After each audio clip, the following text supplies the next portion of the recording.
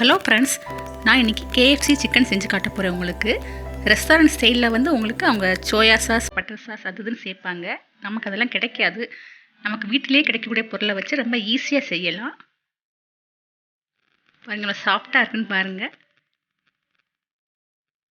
நான் உங்களுக்கு சொல்லித்தரேன். வாங்க வீடியோக்குள்ளே போகலாம். என் சேனலுக்கு மறக்காமல் சப்ஸ்கிரைப் பண்ணிக்கோங்க.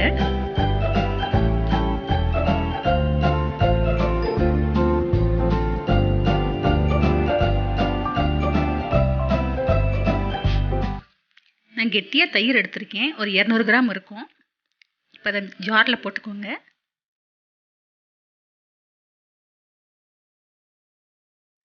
நல்லா மிக்சியில் நம்ம ஃபைனாக அடிச்சுக்கலாம். பாருங்கள், நம்ம லெஸ்ஸி பேஸ்ட்டுக்கு இருக்குது பாருங்கள். 4 லெக் பீஸ் எடுத்திருக்கேன். நம்ம அதை தயிர் விட்டுக்கலாம்.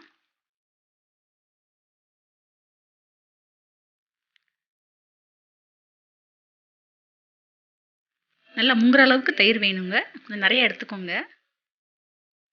நல்லா முங்கி இருக்கணும். நல்லா பிரட்டி விட்டுக்கோங்க. இது கூட இஞ்சி பூண்டு பேஸ்ட்டு 1 ஸ்பூன் சேர்த்துக்கோங்க. உப்பு தேவையான அளவு. நம்ம உப்பு வந்து இதில் பாதி சேர்த்தா போதும். நல்லா கலந்து விட்டுக்கோங்க.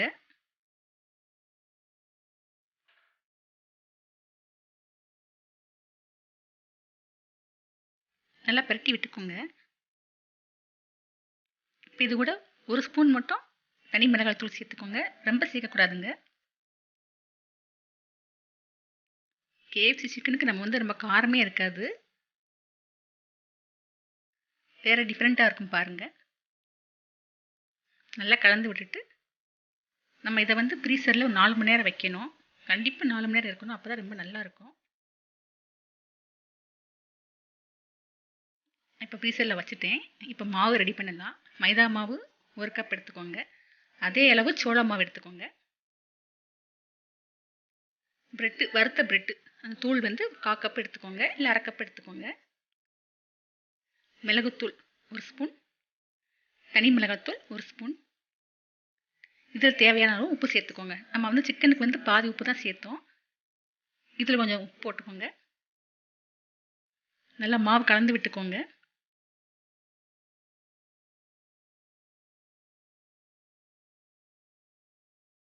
நல்லா கலந்து விட்டாச்சு. இப்போ 3 முட்டை உடச்சி ஊற்றிக்கோங்க. இன்னொரு பவுல் எடுத்து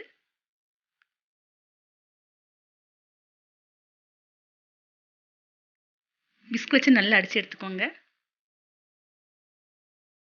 கெட்டி எல்லாம் நல்லா அடித்து எடுத்துக்கோங்க.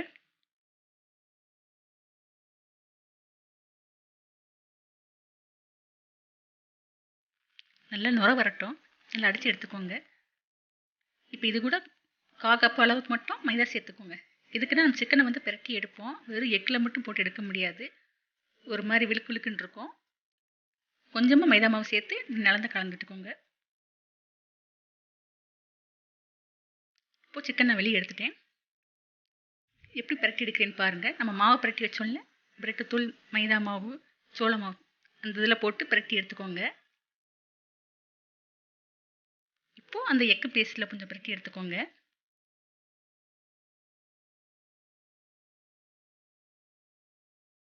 திருப்பி ஒருக்கா அந்த மாவில் போட்டு எடுத்துக்கோங்க.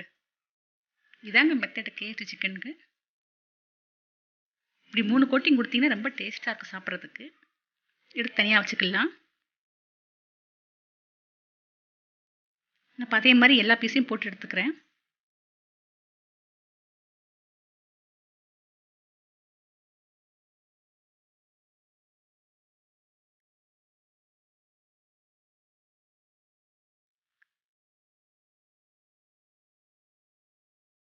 எல்லாத்தையும் பிரட்டி எடுத்து வச்சாச்சு.